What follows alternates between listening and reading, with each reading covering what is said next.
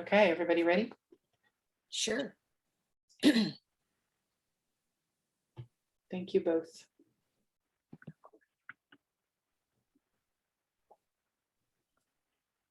Let's do it.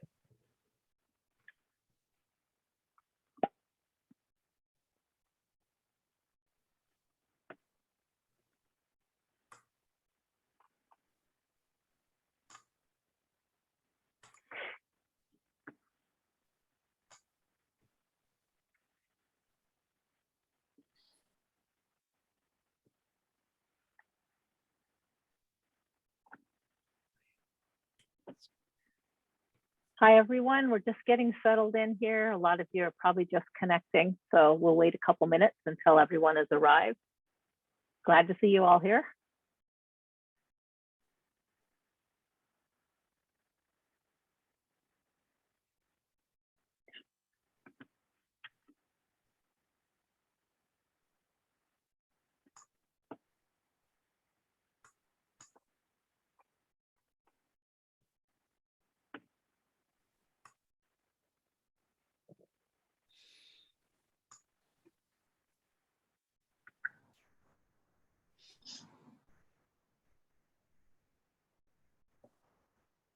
So while you're waiting, can you tell me where the demonstration gardens in Santa Cruz are?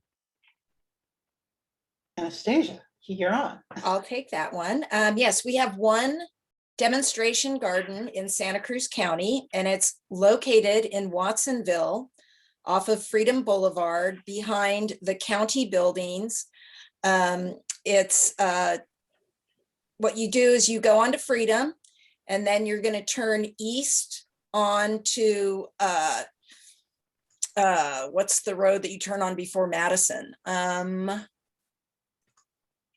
You know, I just drive there every other day. So apparently I can't tell you the exact street. Hang on one second. I'm going to show the contact us. 14. I know that. I know that feeling. Here's a map to the office, and it is very small. Find the demonstration garden. So if you just type into your browser window mbmg.org, Monterey Bay Mastergardener.org, you will resolve to this website, which looks like this.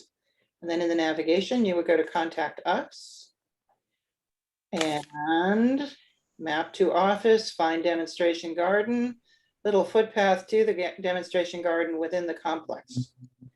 So that's how you get there. No street names required. So it's off of Freedom Boulevard, huh? Right. It's on Freedom, and it's where the county health department is, and it's right there. It's behind those buildings. All kinds of signage. Well, there's signage once you get in the parking lot, but I think that the big climbing roses are a big giveaway. Okay, I will look for those. So Denise, I think we're at critical mass. We can get All started. righty. All righty. Hi, everyone. We're really happy to see all of you here today. My name is Denise Pinard, and on behalf of the UC Master Gardeners of Santa Cruz and Monterey counties, I am really happy to see you here for Growing Food in Containers class.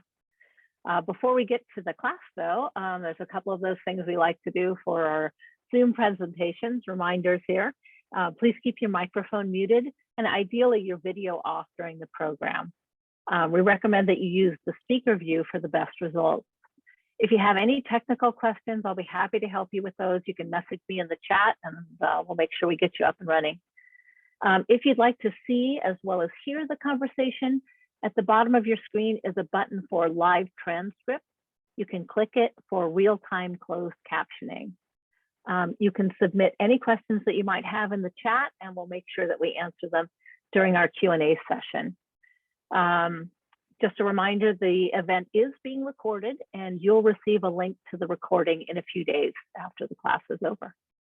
And with that, I will send it on over to Delise to get us started.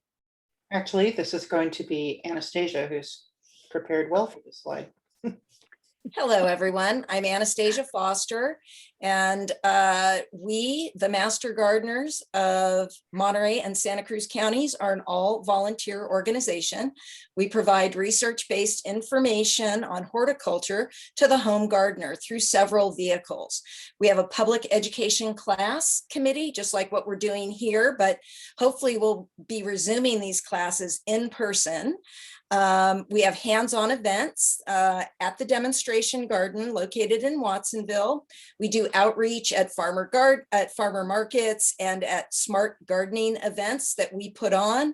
We have a hotline that you can access through our website. The website is listed at the bottom of this slide, where you can submit pictures and questions about your garden. We respond with information and research links to help you solve your gardening puzzles. Thank you. And this is us. I'm Delise Weir. I've been growing food, flowers, and herbs for 40 years. I've worked for a seed company. I've been a master gardener since 2014. I am so happy to be here because I love to teach. Thank you all for being here. And I'm Anastasia Foster. I've been with the Master Gardener since 2016. I too love to grow food products, and I like to grow in containers, and I like to drill holes in pots that don't have holes yet. So we might have a little information about that later in the slideshow too. And I too love to teach. So here are some topics that we'll be covering today. Container gardening can work just about anywhere. We are focusing on food production in this particular presentation. A little homework and research will really pay off. You get the right container, the right soil, the right sun exposure, the right plant varietal, more on this later, and the right watering strategy, and that will make for happy plants and abundant harvests. We look for research-based high-quality sites when you're doing that homework, something that might end in .edu or .gov, so that you know that you're really getting solid information. Do you want me on another page?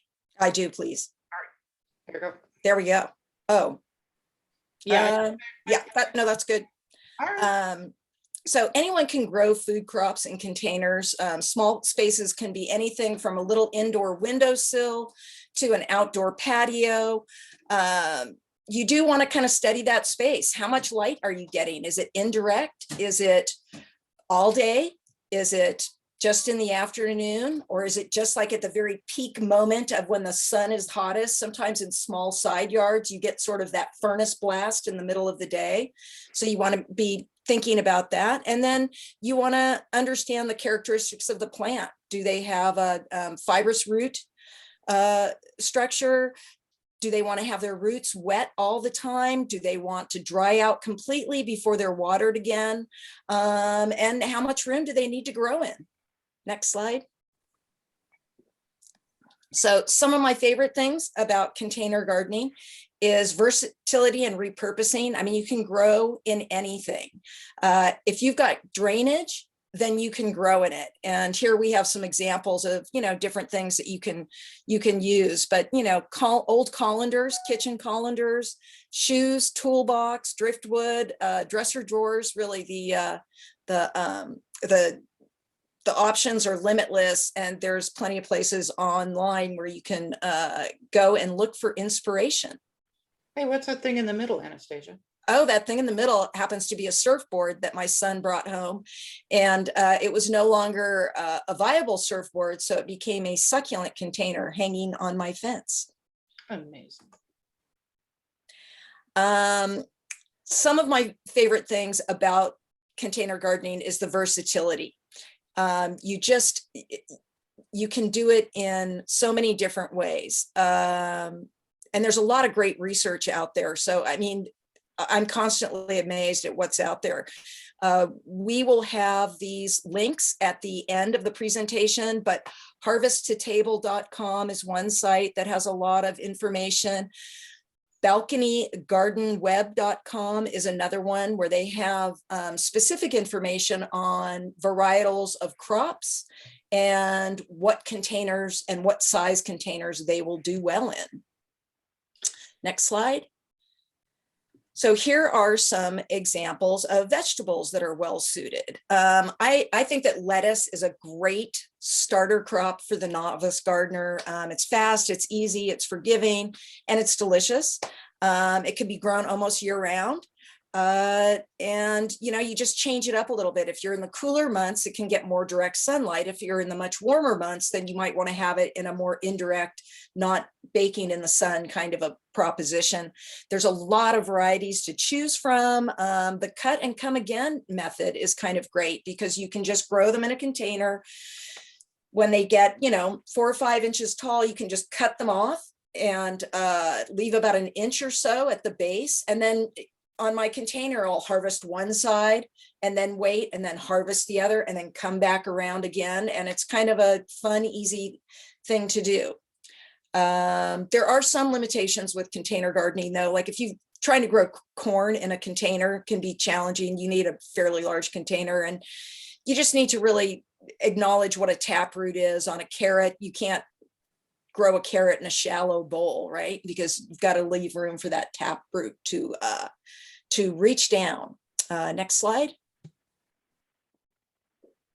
And here are some examples of herbs. I think that they're a great addition, indoor, outdoor, very simple to grow. So many varietals of mint, thyme, basil, sage, and oregano. You'll never get bored. Some herbs are much better suited to a pot than being planted in the ground, and mint is the one that leaps to mind because if you put it in the ground, you will have it everywhere before you know it. And then cilantro and parsley are 2 varietals that will bolt, and that means they go to seed. So they have slow bolt varieties of those 2 herbs, and those are nice to put in containers. Next slide. Okay, so all I can say here is size matters. You want to do a little homework before you plant. You want to look at the plant's cultural needs to determine the pot size. The correct size will increase your chances of a good harvest. Is there enough room in the pot for a healthy root system?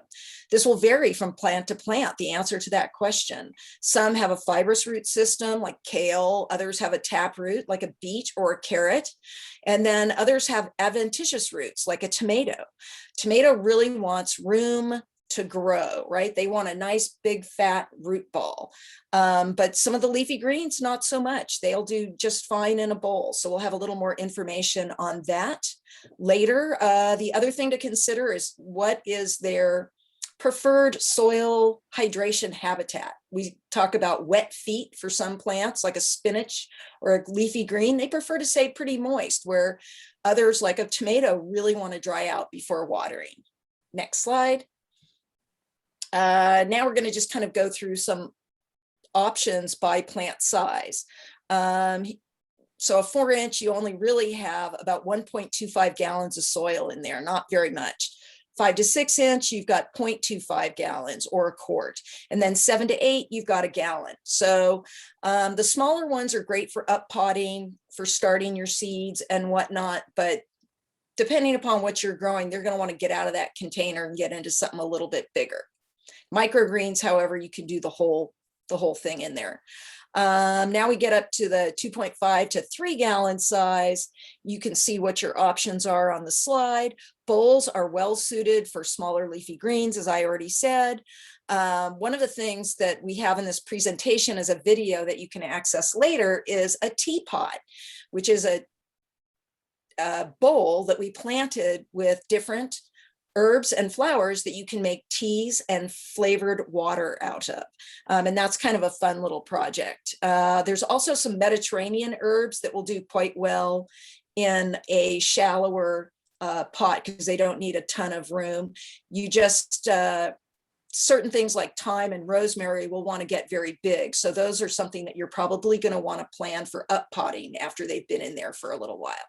Next slide. Now we're into the 5 to 7 gallon. Now we're really getting into more of our vegetable food crops. There are a variety of miniature round carrots that you can plant, and those are kind of a fun little experiment, and those will work in a 14-inch pot. Once you get into your regular size carrots, they're going to want something a little bit bigger and a little bit deeper. Bok choy, kohlrabi, Swiss chard will all do well in this size.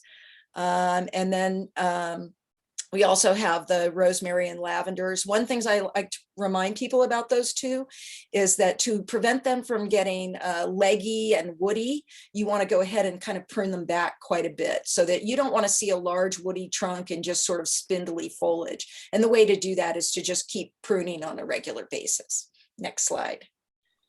All right, now we're getting into the big ones. This is kind of nice because if you have room for 3 or 4 of these size containers, you can really get quite a harvest out of them. If you are growing eggplant, you might want to get a little painter's paintbrush. And because they contain perfect flowers, which means that they have the male and female flower parts on them, you just take your paintbrush and you just kind of smush it around in the center of the flower as it opens, and that will increase your pollination rate of your flowers that will then again go on to produce fruit. You want to make sure, I did want to sort of speak to the bottom of this, the bottom picture of this slide, where you can see that the plant is on pot feet and a saucer.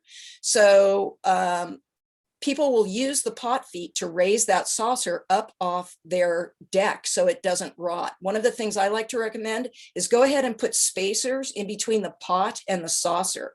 That will allow your plant to, as the roots approach the bottom hole, drainage hole, they'll air prune themselves. They won't grow through the hole. So if you've got it lifted up in between the pot and the saucer, then you're going to prevent those roots from clogging the drainage hole, and they'll just go ahead and air prune themselves. So that's kind of a fun little trick. Next slide. How'd you lift them up, Anastasia? Do you have a trick for what you would put under the pot? Oh, I do. Actually, it's really cheap, and it's wine corks. You just get like 5 of them and you do them in a little spiral. Sometimes I glue gun them together so that it's a little bit more stable, especially if it's a bigger pot, but they work really well. And I seem to have a few lying around, so it's kind of a win-win. Okay. Staggering your seed starting or your the size of the starts that you're purchasing will allow you to have a yield over the summer.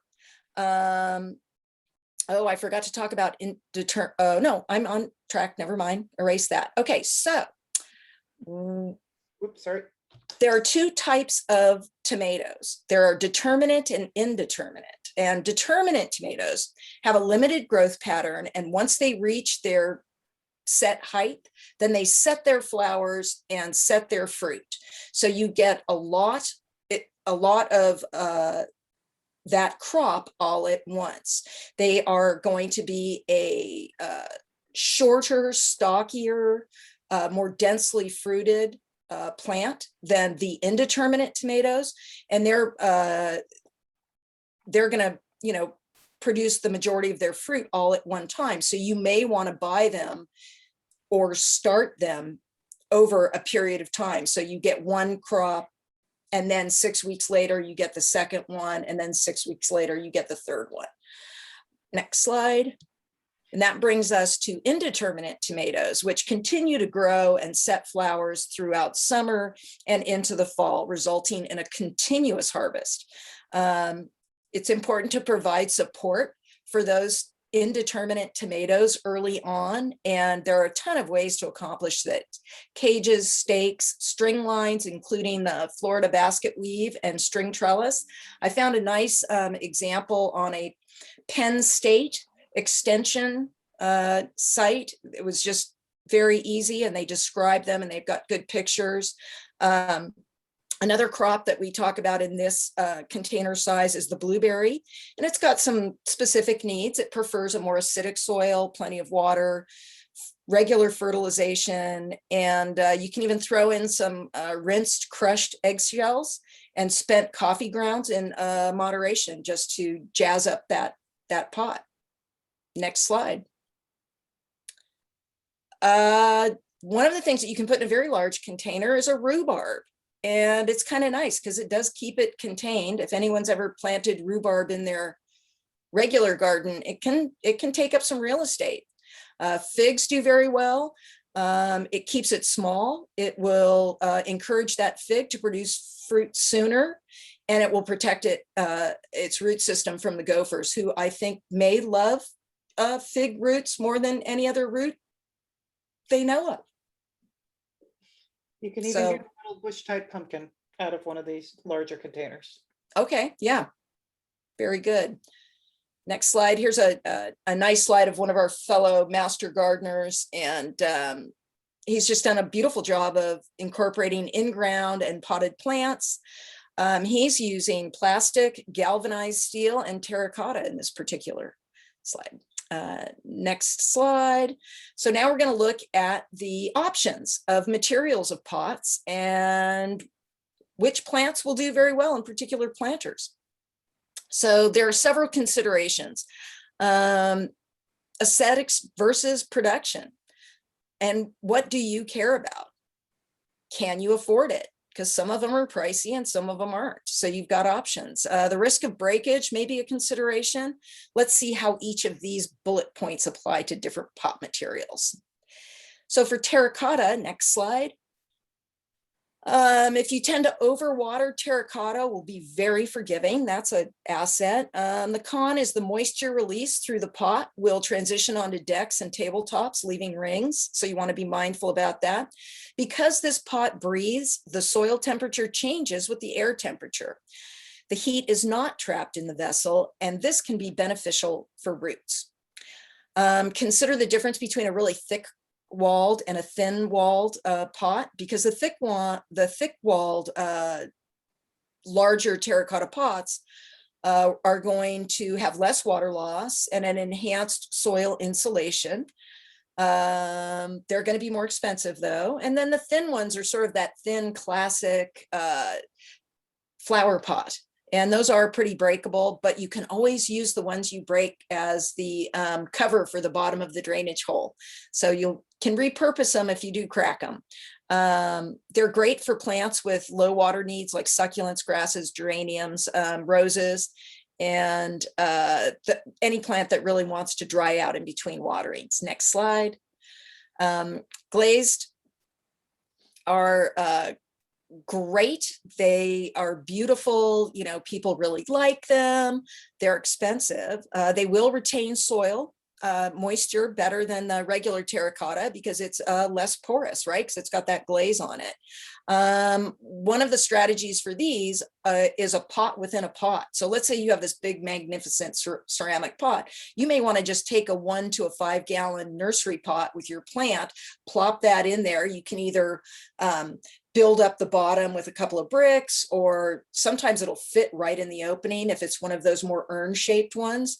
And then you can put a decorative mulch over it, either moss or pebbles. The one thing is, if you're dealing with those really big containers, you want to figure out where you want it to go, put it there, and then plant it, because they're difficult and unwieldy to move. And you don't want to get it all planted and beautiful, and then you're moving it and you dump the thing over and break it, because that would be bad. You don't want that. No. Wood is just a great vehicle, particularly half wine barrels. They're great. Overwatering can lead to the bottom of it rotting out. Letting it stay too dry for too long, it'll shrink. And sometimes it'll kind of fall apart, you know, especially if it's a wine barrel where those bands aren't going to be as snugly fit around it anymore. But wine barrels are just a really economical extra large planter. And you definitely want to plant those in place. Next slide. Plastic, super versatile, great for propagation and up potting. Pot in a pot method, great for indoor house plants where you want to just pop it out of its decorative vessel and then water it and let it drain in the sink. I know that's a strategy that a lot of people use. It will, crack and fade over time. So that is a little bit of a downside. And that brings us to fabric pots. And it's all about the aeration. They are fantastic for the aeration that they bring to the crop. You can reuse them for up to 3 to 5 years. And They're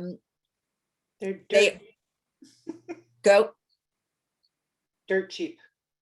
Dirt cheap. Yes. Dirt cheap. And they come in some different styles. Some have handles, which are nice, and they're really widely available at all your independent nurseries now. Next slide. The galvanized, you can use them in a lot of different locations. If you are in a really, really hot area, you might want to consider either planting within that container so that you've got some distance between that galvanized steel and your plants, or in some kind of a filtered light situation.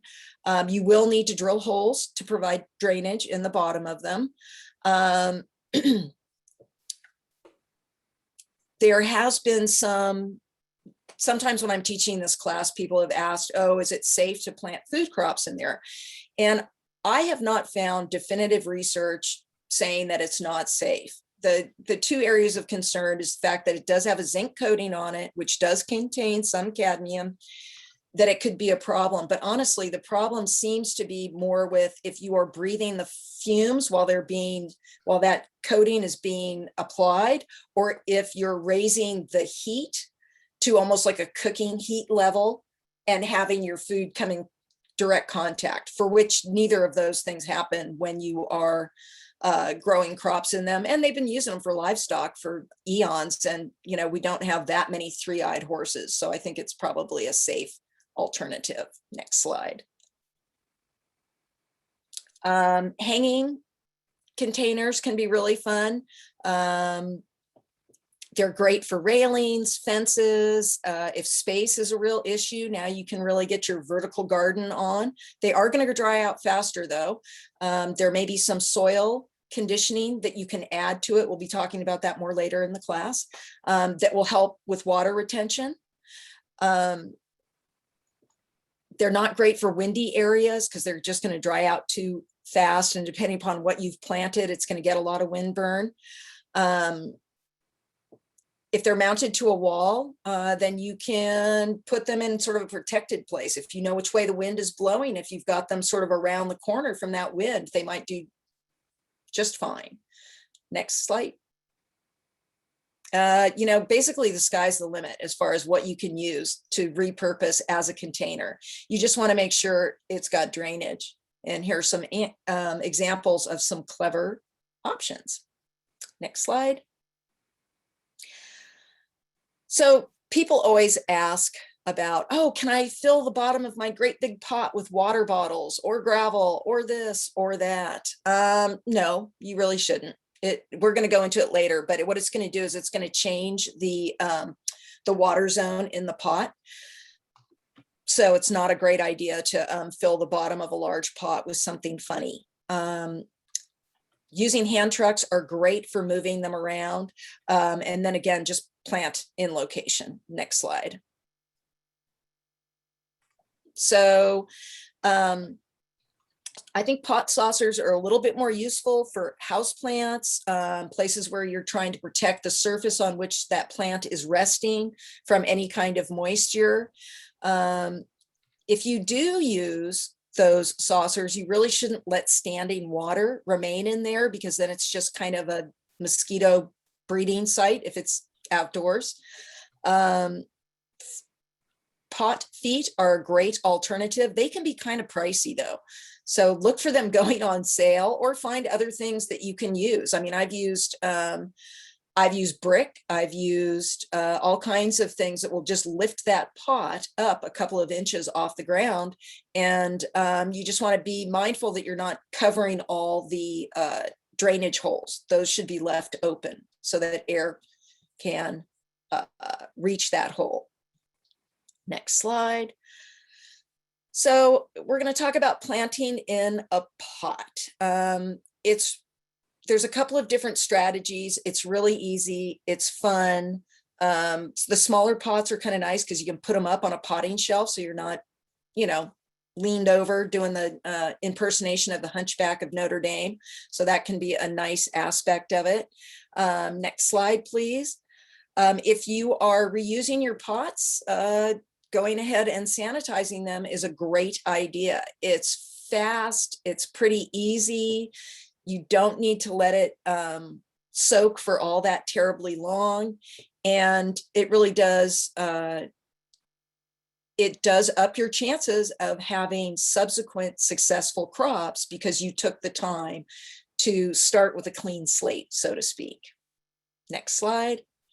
Before we move, At the end of this presentation, correct me if I'm wrong, Delise, but we have a video of drilling a hole in your pot. I don't know about you guys, but I've gone into, garage sales, stores or whatever. And I said, I love that pot. And then you go and you look at it and there's no hole in it. Well, that happened to me enough times that I finally broke down and bought a diamond hole saw. It's kind of a specialized drill bit and they come in different diameters.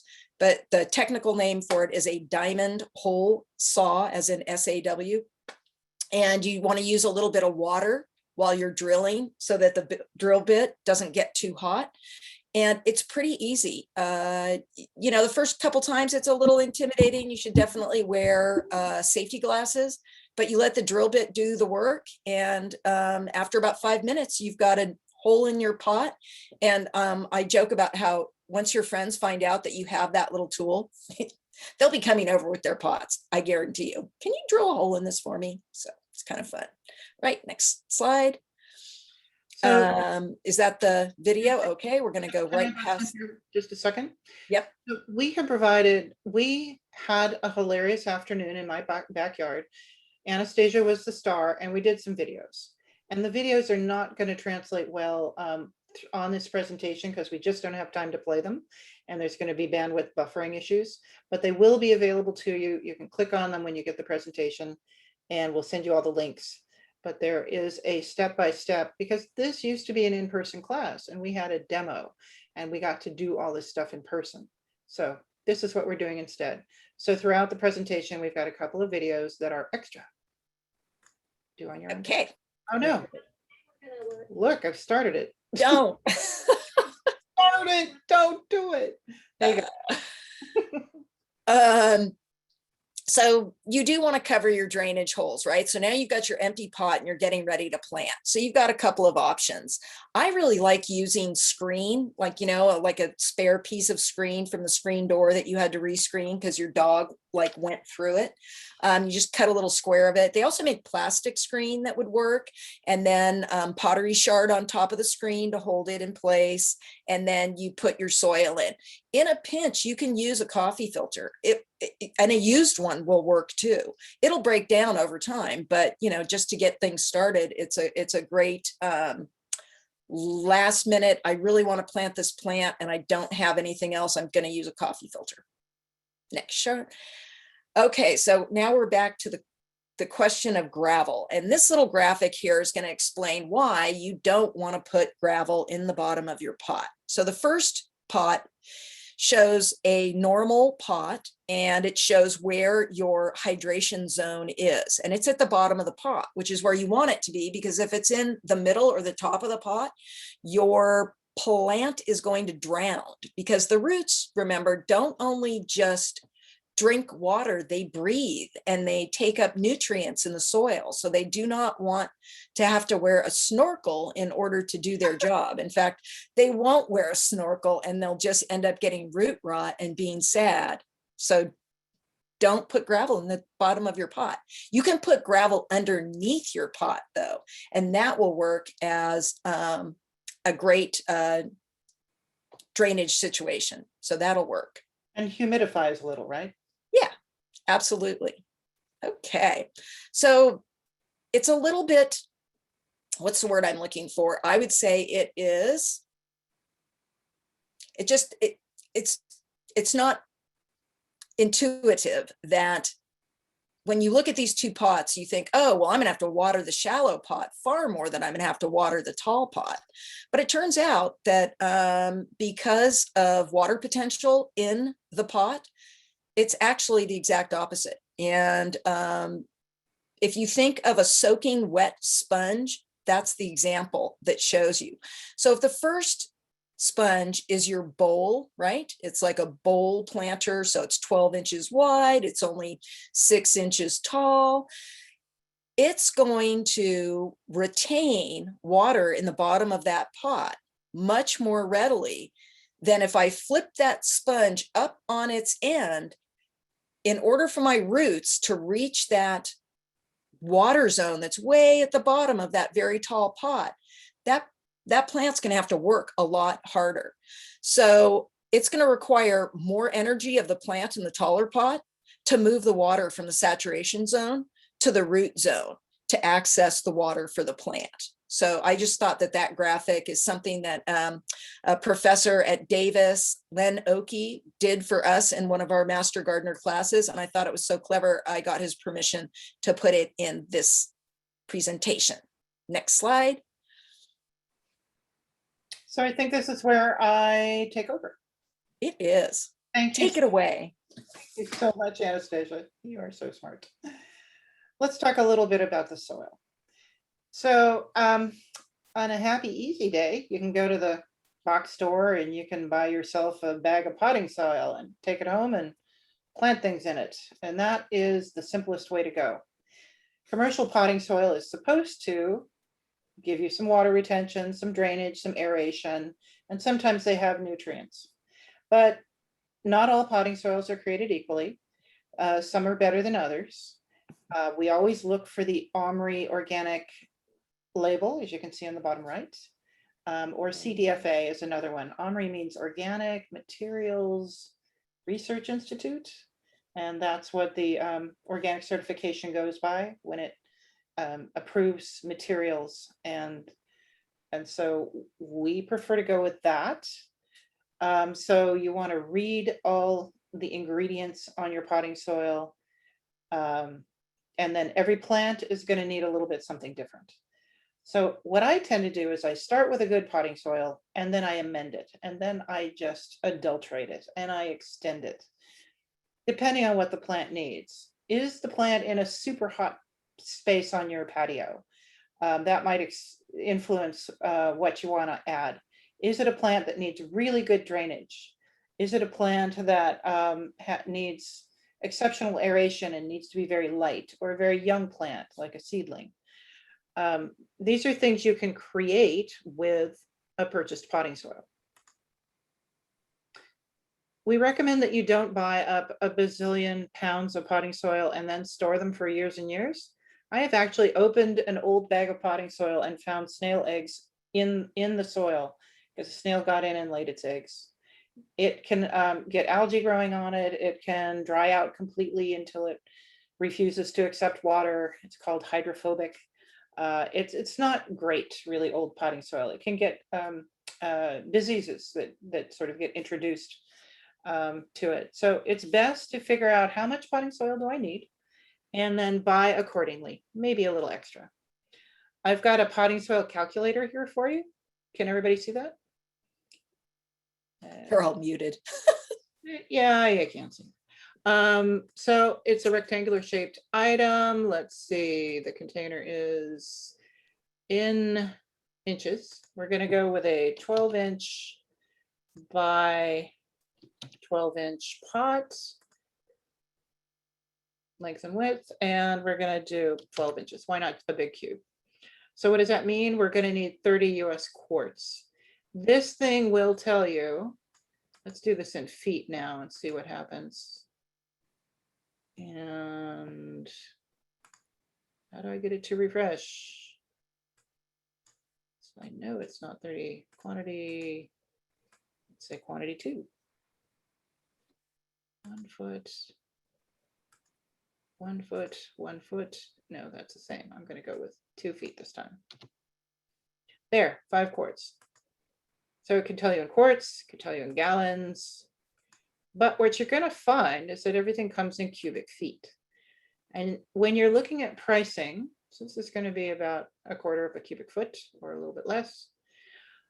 You're going to find that the bags come in 1, 1.5, and 2, sometimes even 3 cubic feet. If you think you're getting a great deal, make sure you look at how much is in the bag, because potting soil can be anywhere from 10 to 20, even $30 a bag, depending on what you're getting. So when I decide to adulterate my purchased potting soil, I may add an amendment. I'm differentiating amendments from fertilizer. Fertilizer or nutrients is things that the plant takes up for food immediately, and amendments are things that modify the structure of the soil, the drainage capacity of the soil, the water holding capacity of the soil. These are more the physical properties of the soil as opposed to the chemical properties, even though there is some relationship there. So cocoa coir is a great product. It's sustainably harvested. There's all the coconuts in the world, so we don't have to worry about over harvesting them. And it lightens up and helps retain water. However, when it's completely dry, you have to pre-wet it because it will actually shed water. It will make the water go away. Hydrophobic, we talked about that. And coconut coir is used in place of what my parents used to use. The thing everybody was using was peat moss or sphagnum peat. And that is actually a fossil product. It's something that's laid down over centuries in peat bogs, and it is not sustainably harvested. It is very acid. The pH is acid, and so it almost always comes with an alkalitizing ingredient, a buffer that makes it less acid. So rather than buy that, I just use this coir stuff, coconut junk. Finished compost. Now here I say finished because it has to be fully decomposed. That means it's dark colored. It smells like fresh mountain water streams. It does not smell like garbage. It is already all the way composted. And that's important for not introducing any kind of diseases. So that also, it lightens up the soil, it improves the soil structure. And the thing that it does that's kind of magical, and it could be finished compost or worm compost, worm castings is another type of compost, is it enhances nutrient uptake by basically delivering the little organism, delivering the food that the microorganisms in the soil want to eat that actually make the fertilizer chemically available to the plant. So that's why compost is this magic ingredient. It has this relationship between the physical, the chemical, and the biological. Like I said, fully composted, and don't put more than 1/3 of the pot in compost ever. Perlite and vermiculite are both, minerals. They start as rock and then they go through some sort of processing that kind of explodes them like popcorn. And perlite's very light, it's white, it enhances drainage. Vermiculite is a kind of shiny stuff and it helps retain water. So depending on what your plant needs is, what you're going to decide to put in to extend your potting soil. And then another drainage increasing thing is sharp sand. And when we say sand here, especially for here in Santa Cruz or Monterey, it's got to be sharp sand, which is the kind you get at a construction place, as opposed to beach sand. You don't want the salt and you don't want that rounded sand that's been beaten up by the waves. And so it doesn't really give you those sharp edges that allow that drainage to happen. And pumice is another popular product that enhances drainage. It's kind of used in place of perlite, and it's a little bit heavier and a little bit chunkier. That was a whole lot about those things. Potting soil, like I said, it tends to be expensive, and if you're growing in pots, you're gonna get a lot of potting soil. So these are some recipes that give you the ability to make your own DIY. The basic potting mix that we recommend, again, it's like in parts, so these are proportional. Here's my bag of potting soil. I'm not going to use it all. Here's some sand, 1 part sand, 1 part coir, the coconut, and 1 part compost. And that is kind of a good one size fits all version. A seed starting mix that has actually no soil in it at all. It has a little bit of compost, but it's extremely light. So this is for starting seeds, not so much for mature container plants. And then if you have things like acid loving plants, again, we think of blueberries in the edible realm. This might have sphagnum peat because you want that acid feature. And succulents or cacti, they want a very sandy, kind of rough soil. So potting soil, sand, and pumice. There's just a few of them. There's many more. In our resource list, we have more. Okay, so that's the soil. That's holding the roots down and keeping the plant from floating away in the wind. You're in a limited and a restricted container. It's not like the plant is in the ground where it has many more options to spread its roots, mycorrhizal fungi, to extend its ability to, basically look for food under the soil. There are fertilizers that you can add. So we just talked about compost and worm castings and why those are good for not so much for the nutrients they provide, but for the ability to make nutrients fully available. Nitrogen sources include feather meal. That one happens to be very long lasting.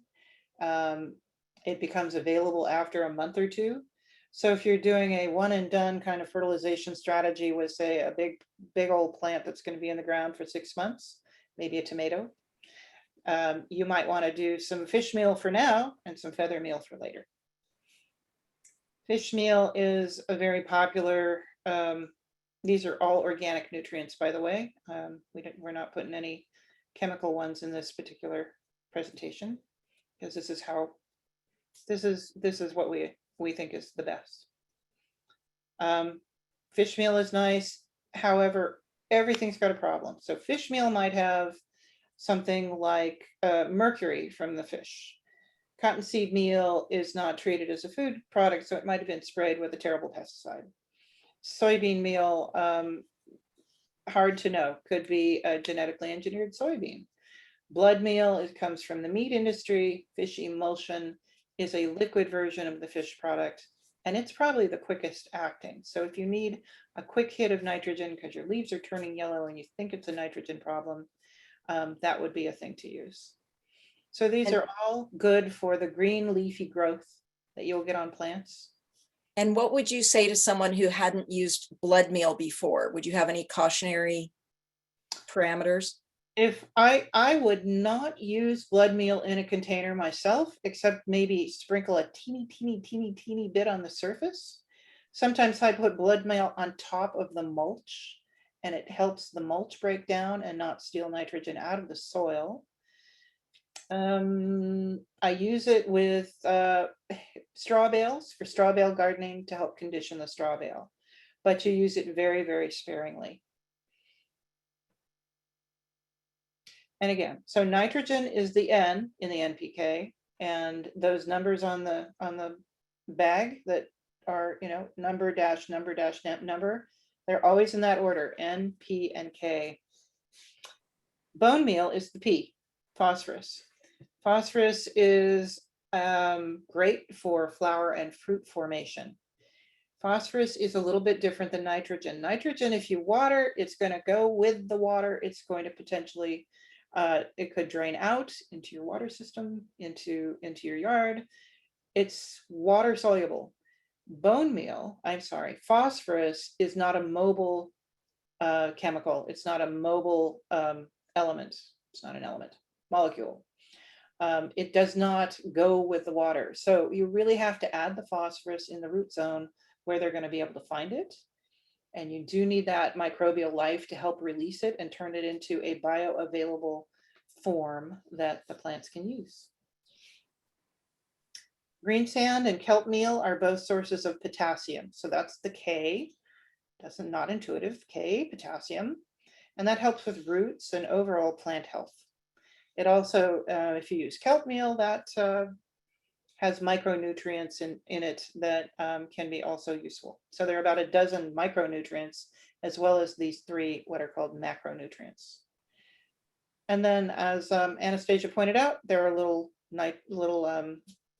organic things that come out of the kitchen, coffee grounds, eggshells, that one can kind of crush up and add as either a mulch or an addition to the soil that sometimes are beneficial, can't hurt. Eggshells are a good source of calcium, and that is good for tomatoes and blossom end rot. It can help prevent that. Okay, so that was everything about the fertilizers. Now, another way to go is to just get a nice organic balanced fertilizer that has a little bit of each. And as you probably know, if you've ever been to a garden supply store, there are dozens and dozens of brands of fertilizer, and they're often marketed as special for tomatoes, special for this, special for that. Just read the numbers and get one that works for the plant you're working with. This is really just packaging and marketing. So as I said, this used to be a hands-on class. This is a general how-to step-by-step guide for how to plant a large plant. And I'm thinking everybody's favorite tomatoes, or gosh, I guess it applies to peppers. It's amazing how big cauliflower and broccoli get and how big of a pot they need. So we can consider them large plants, even though when you plant them, they're not so large. So fill the container, not all the way full. 3/4 is good. Form a cone in the center of the soil if you have a pretty big root ball. So if you're starting with something that's in a gallon container, this is especially applicable. And put that in the middle of the pot. You're going to spread the roots a little bit, again, depending on the plant. Some plants are happier to have their roots kind of tickled out than others are. You support the plant at ground level, so you make sure that the plant is, holding it with one hand and you're leveling it with the other, and then you fill in the potting soil around the roots until it's at the same level of the trunk or the stem of the plant was at the same height as it was in its original pot. There are exceptions to that too, we'll talk about in a minute. And then pat it in with your fingers or the palms of your hands, and then really important is you want to water it in well. That's going to give you good soil to root contact. You don't want any pockets of air that can cause rot from the first watering. Here's a little visual on what I just described. This person is taking their little square root mass and they're teasing the roots apart. Now, it's really important, as Anastasia said in the beginning, to know what you're about. Do your research about the plants. For example, if I had a kind of largish parsley plant, I would not do this because it hates to have its roots disturbed. So some plants are more sensitive to root disturbance than others. But in general, you want to break open the roots a little bit to force them to put out new roots out to the sides and down the bottom. We have in a 13-minute and 22-second video on planting a tomato in a pot. And this formula, we included a fertilizer formula, was generated by Love of Apple Farms, which is a local place, and she does a tomato masters class. So we borrowed her fertilizer recipe and her technique, and we demonstrated in this video that you can watch on your own. One thing about, we talked about planting the plant at the level that it was originally in the pot. That's all bets are off with a tomato. Tomatoes have these roots that just come out of the stem. So it's beneficial to give it more root to get it started. So you take off the bottom few leaves and you plant it deep. And that's in fact how they dry farm tomatoes, if you know what that is. No, go away, Anastasia. This is for reference. We're not going to go through it, but this is her amazing tomato bomb recipe, it's called. It's a whole lot of fertilizer. It lasts the whole life of the plant. It includes crushed aspirin, which is apparently a nice disease preventative prophylactic ingredient for tomato planting. She provides some information, some research on why that is. It's kind of unusual. And then here's something we haven't talked about, mycorrhizal fungi. So there's fungi in natural soil that basically the threads of the fungi in the soil hook onto, in a symbiotic relationship, the roots of the plant, extending the range of the plant so that the mycorrhizae pick up more nutrients, feed them to the plant photosynthesizes, feeds it carbohydrates. And so the fungi win and the plant wins. And you can buy, in Santa Cruz anyway, this product and just apply it liberally to the roots. And it does pretty wonderful things for the plant. If you have a perennial plant, let's say there's a little citrus, a little lemon in a pot in my backyard that desperately needs to come out. What's happening is it's losing its soil. It's kind of losing soil level, compressing in the pot. It really wants to come out of that pot. So when I pull it out, I expect to see roots that are kind of wrapping around and very unhappy. You absolutely, if you're doing any kind of fruit trees or permanent plantings, every couple of years, 2 to 3 years, you're going to repot, and you want to pot it up to a bigger size, but not a hugely bigger size. You know, you don't go from a 6-inch pot to a wine barrel. You go up a couple of inches in diameter. And you have to probably open up those roots again with your hands.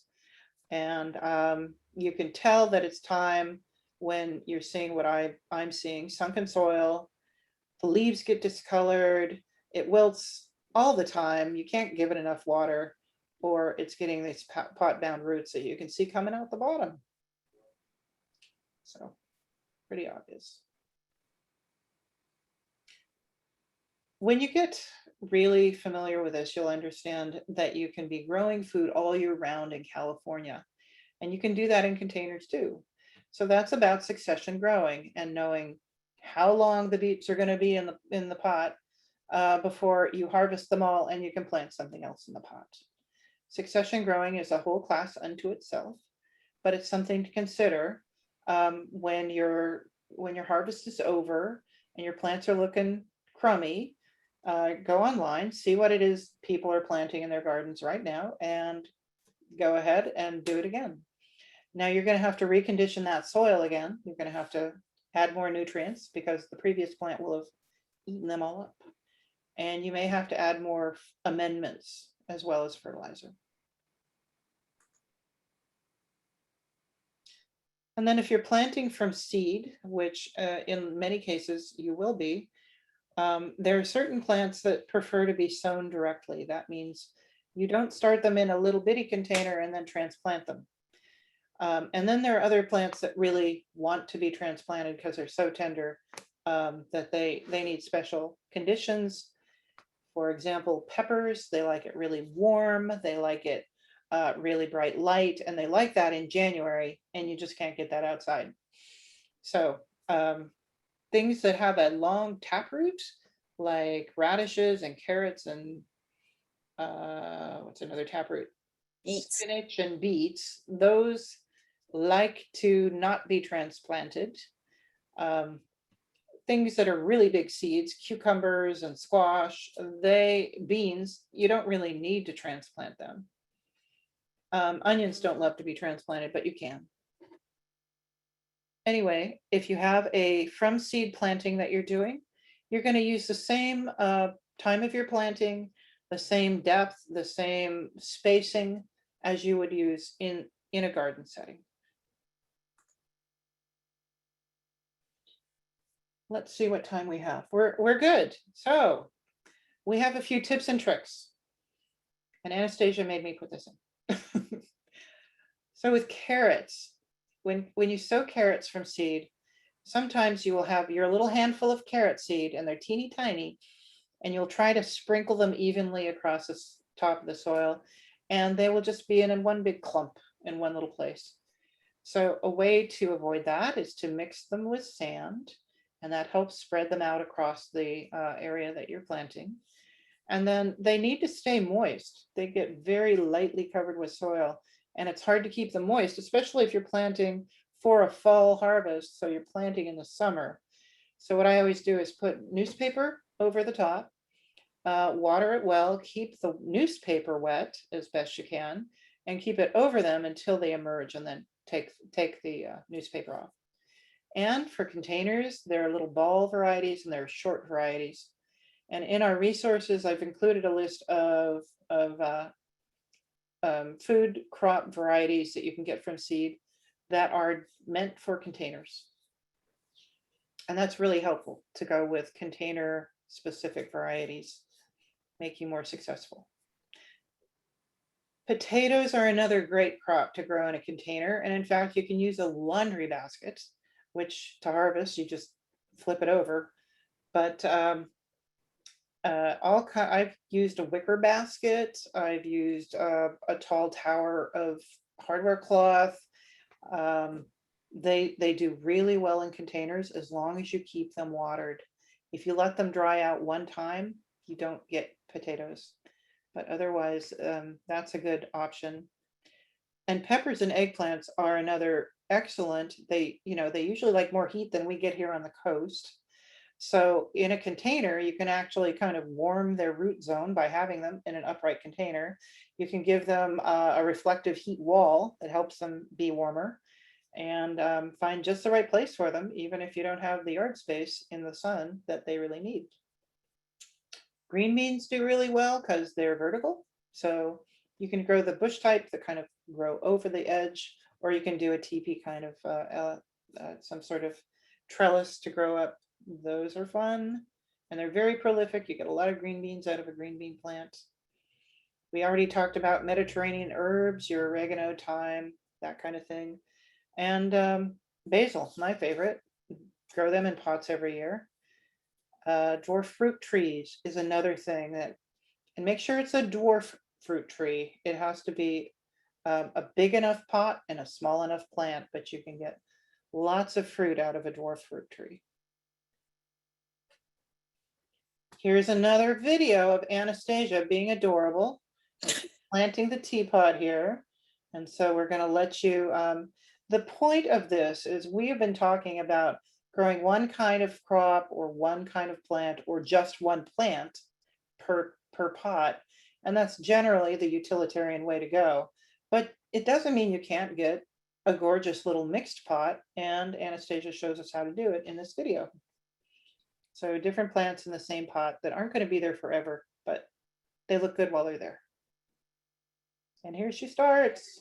Today we're going to do a teapot. So cute. So once you've got your planting in place, you need to water it. Boy, do you need to water it. These need water more frequently than anything in the ground. And that's a tricky thing. And usually we hand water these. One can set up a drip system, but frequently they're hand watered. So the smaller the pot, the more watering you're going to need to do. And you don't want to overwater, but you don't want to underwater either. So if you're letting it dry out and die and flop over and be miserable between waterings, that is bad. But if you water it and it's totally soggy all the time and it gets kind of rotten and gets maybe a fungal disease, that's kind of bad too. So watering, like all these other things, is an it depends kind of situation, trouble. You just kind of have to know. And then fertilizing, either you have loaded the pot with fertilizer that is slow release and extended over time, or you're going to have to fertilize with a liquid fertilizer or top dress with a powdered fertilizer on almost a monthly basis, because like I said, they're in jail, they're in root jail, and they have nowhere to get food. So they really they depend on you like a pet. It depends on you to be fed. And it's good to really go out and check them, look at them, look at their leaves underneath, look for color changes in the plant, look for vigor and growth, and see if you've got any pest or disease issues, and do that at least once a week.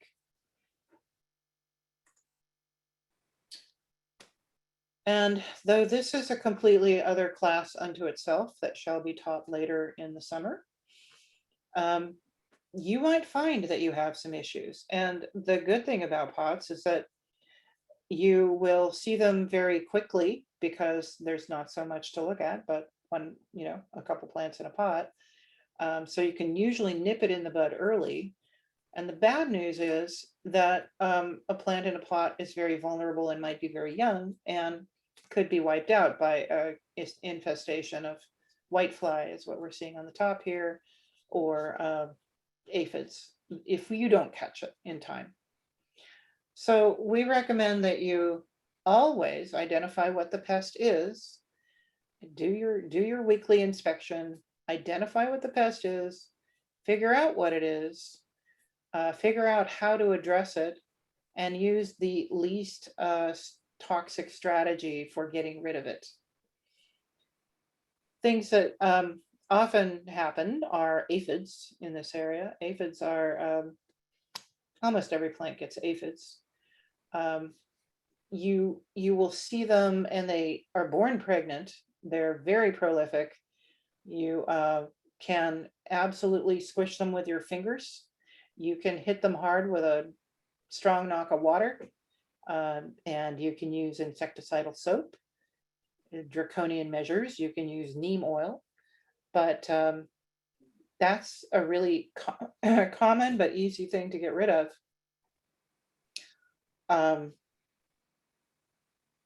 This has a picture of a natural enemy. The natural enemies on a potted plant are probably not gonna knock it out for you. It's hard to keep in balance when you have such a small ecosystem as a potted garden. So it's really good for you to keep an eye on it. Again, like keeping a pet, you have to keep it healthy. The other thing is making sure that the optimal growing conditions, the plant is not stressed. So a heat or a water stressed plant is going to release phytochemicals that the bad insects are going to come to, and they're going to be attracted to that plant, and that's part of the problem. So keep your environment good, and something like overwatering might invite fungal disease. So the thing you can control is growing conditions, and then the thing you can respond to is when there's an issue, you can use the least toxic strategy. And we'll talk about how you can get help with that in a minute. These are some quick things with slugs and snails and caterpillars and weeds and all those kind of things. Just pick them off and throw them away. If birds are coming and digging, or squirrels are digging into your soil like they are in my backyard, you can use barriers. You can use nets, you can use wire, you can use different things to cover them up until they're strong enough to fight on their own. In the demonstration garden, we are experimenting with a new type of bird netting that is bird safe. And so it's got a different weave. And while I was doing some research today, it's amazing how many countries are either developing legislation or changing it up so that that old standard bird netting that's so hard to work with is really being phased out in favor of a more woven fabric, which Robin Spring, a fellow master gardener, reports is way easier to work with. And she can tell just by applying it to the fruit tree that it's going to be way safer for the birds. So I just wanted to throw that in. Thank you. Copper edging is copper bands around a pot. It's easy to apply in a container environment, and slugs and snails don't like to walk over it. Gives them a little electric hot foot. And it can be a temporary solution because sometimes it will oxidize and not work so well anymore. But I recommend ipm.ucsc.edu. No, ipm.ucanr.edu. We will send you a link to that as one of the resources. Yeah. Okay. We are always looking for improving, self-improving, and there are a number of things I can see we could have improved for this little slideshow. So we are going to, in the chat, provide you with a link to this evaluation form. We also want to let you all know that you are going to be receiving an email from the California Master Gardeners in Sacramento, and they are sending out an email with a survey that asks, did you use the information that you learned in this class? It's the way that we get funding, by demonstrating that we're making an impact in the community. So we highly encourage you to answer that survey when it comes to you in a couple of weeks. We have some other classes coming up.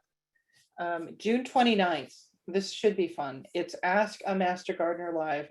Anything you want to ask, give it a try.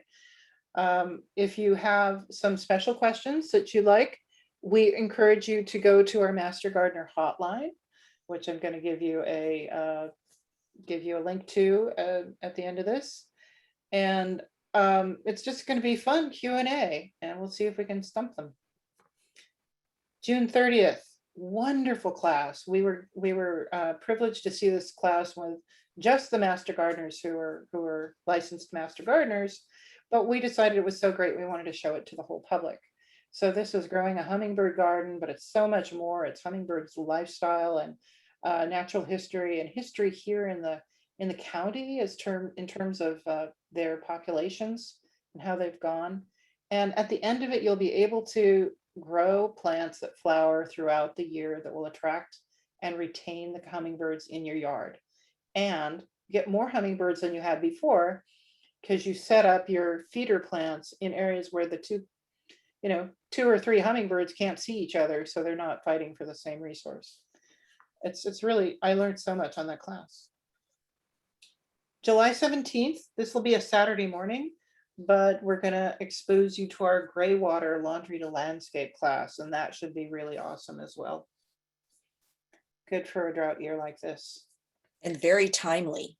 Indeed.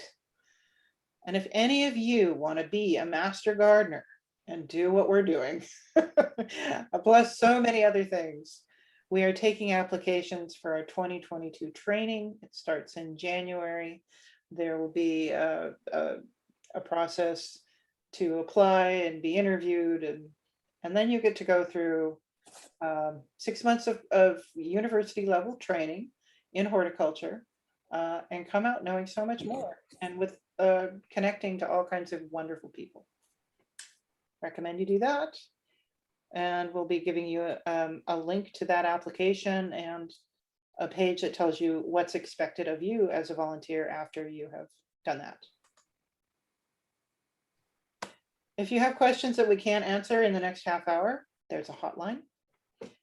And that is mostly not a phone call, but an email thing. And then we've given you lots of references and resources, and the ducks are leaving the building. Oh, full disclosure, one more thing. There's all kinds of slides at the end. Just want to let you know that we cannibalized a container gardening class that it was mostly about ornamentals. So those slides will apply to ornamentals, and if you can make use of them, we left them in for you. Before Okay. we start taking questions, I do want to let everyone know that it's Crestview Drive that you turn on from Freedom Boulevard. So you turn east onto Crestview and then first left onto Madison, and that will take you into the rear parking lot. You can also access the front parking lot from Crestview. So as soon as you make that turn east from Freedom onto Crestview, take that first entrance, go past the public health building, and the demonstration garden will be on your right. Thank you. All right, you're ready for a couple of questions then? All right, not too many, not to worry here. So there was a little bit, there's a question here about maybe a little bit more clarification about using porous or non-porous pots. Maybe are there any specific plants that you could speak to on which would be a better choice? I think part of it has to do with, that water retention question is going to be a big driving force. Is it a plant that wants to dry out? If it's a plant that wants to dry out, then a terracotta or a cloth pot is going to be perfect. If it is a plant that really wants to keep its root system moist, something less porous, perhaps a glazed pot is going to be a better fit. And then the other thing is, it's also how much direct light it's getting, because that's going to influence how quickly that pot dries out. So I hate to say that it depends, but it does a little bit. I mean, that's in my Master Gardener class, one of our fellow Master Gardeners made up pins for everybody in the class that says literally, it depends. And when we go to public speaking engagements, we wear the pin because that's what half the answers to all the questions are. How about you, Delise? Do you have some specifics? What would you plant a jade tree in? As in jade, as in Succulent. succulent? Yeah. I would put it in a 2 for hyphae pot. No, I would put it in terracotta.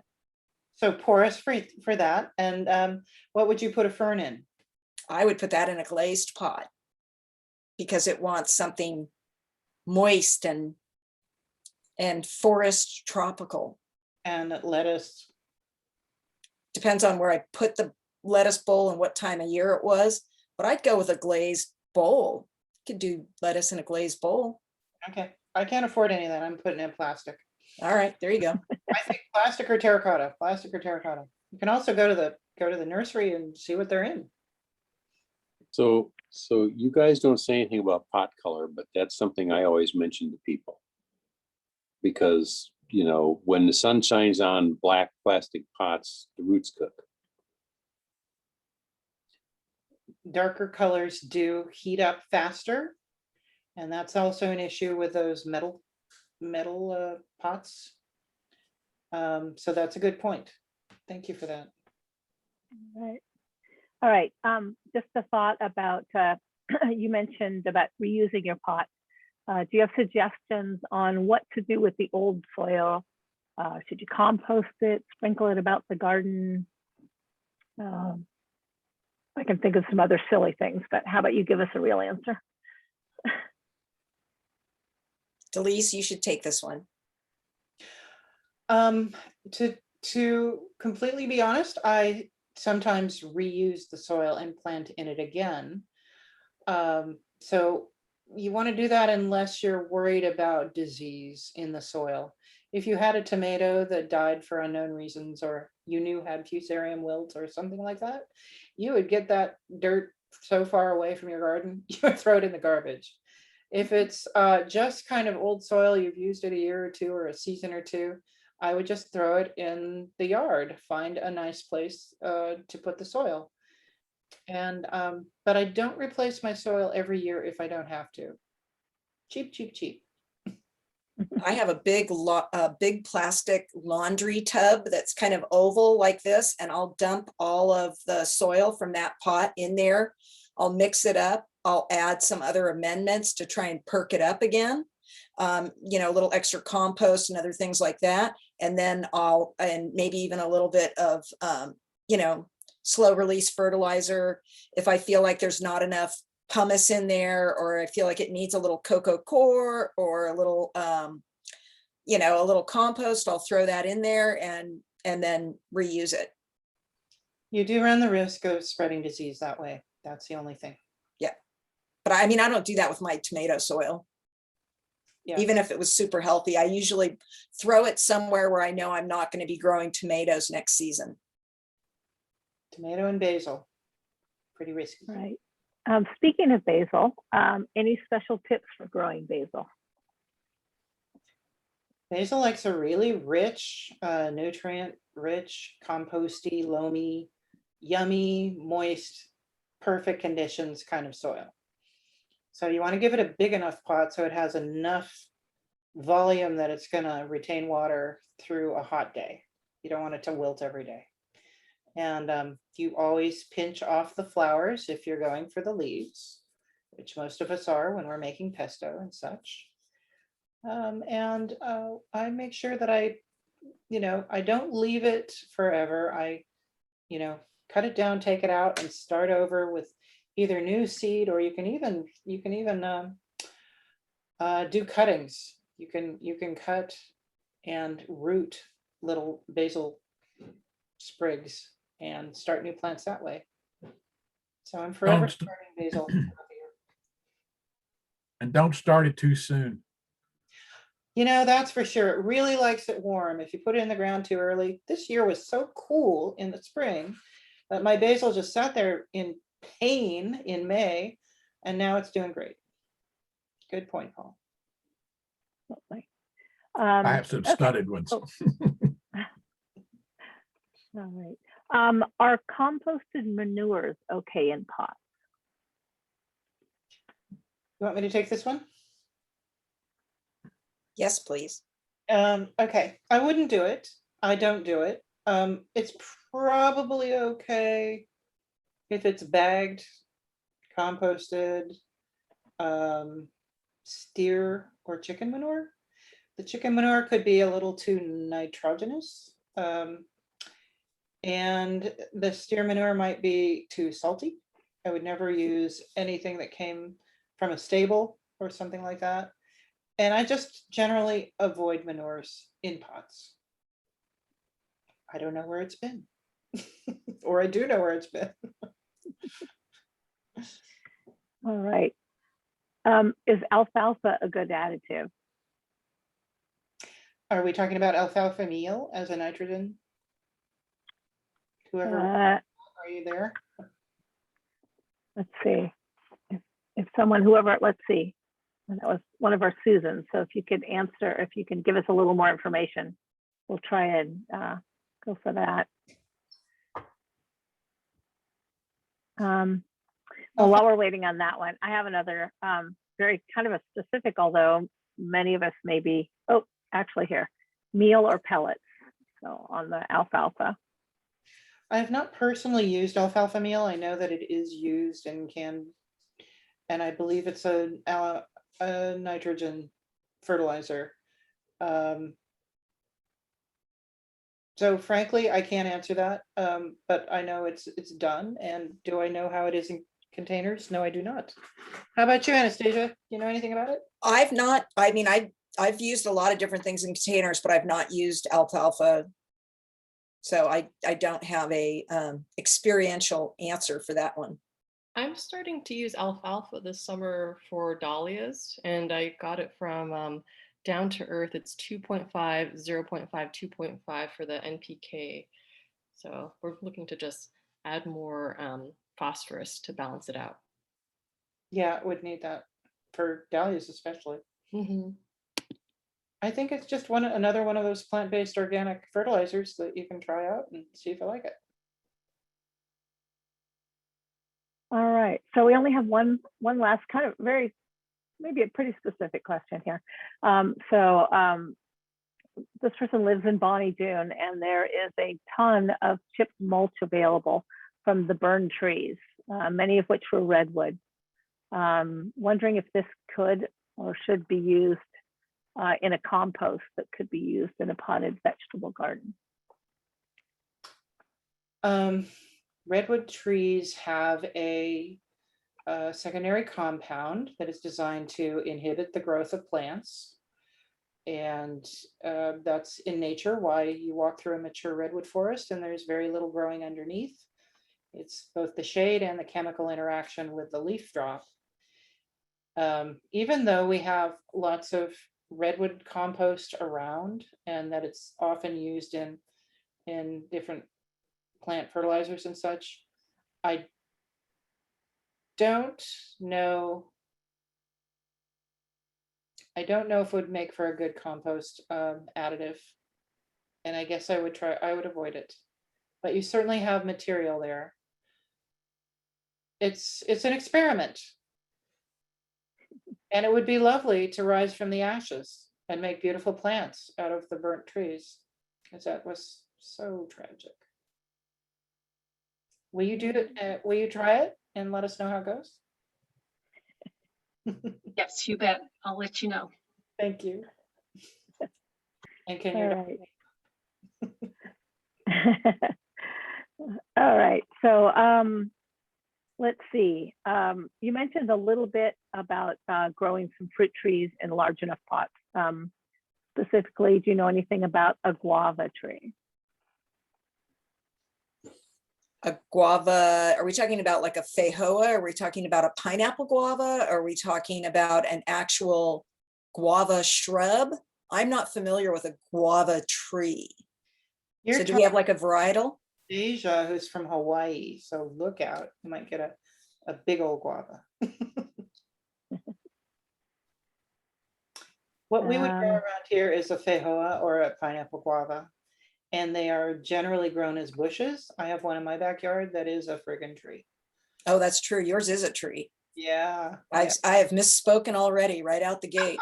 How old is that thing though? That thing's got to be 25 years old. It probably is, yeah. But we at the demonstration garden, we have a feijoa and a half barrel, and it's pretty happy. Yeah, I think it should be fine. Or you can come to my house and have some feijoa fruit. It's like so much. You must take 25 pounds or more with you though. That's the. All right. That is what we have as far as questions for today. Oh, yep. Oops, looks like you have a taker here coming over for the fruit. So Okay, there we go. thanks. Thank you all for being here so much. And we look forward to hearing how we did in our little survey. And we look forward to seeing you at future classes. And the hours for the demonstration garden are Mondays and Thursdays from 9 to noon, and the third Saturday of every month from 9 to noon. And you'll get the presentation in PDF format. You will get a recording that you can link to of this video. You will be on our mailing list unless you don't want to be, in which case you can unsubscribe. But we really look forward to seeing you soon, and hopefully some of you will want to be master gardeners. All right. Thank you. Thank you, all. everyone. Thank you. Beautiful job. Thank you so much. Oh, thank you, Joanne.